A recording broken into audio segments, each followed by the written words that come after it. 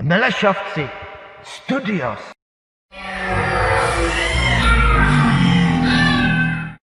Pán doktor, aby ste nebali úplatky. Tí koláče, aby ste vedeli. Aby nenosila tie koláče mne nakoniec. Áno, pán doktor. Odvedený nebol nič. Dobre. Aby ste úplatky. Ide, jak sa hovorí. Úplatky. Určite. Úplatky. Ale my, doktori, nebereme úplatky. My hlavne liečíme ľudí. Však to je dobré. To je ono.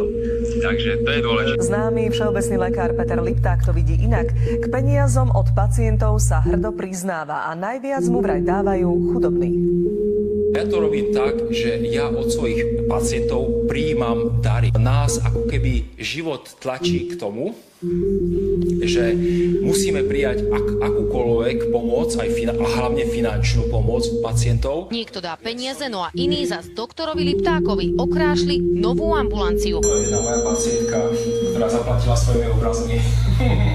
Akí pacienti dávajú peniaze najčastejšie? Väčšinou sú to chudobní ľudia.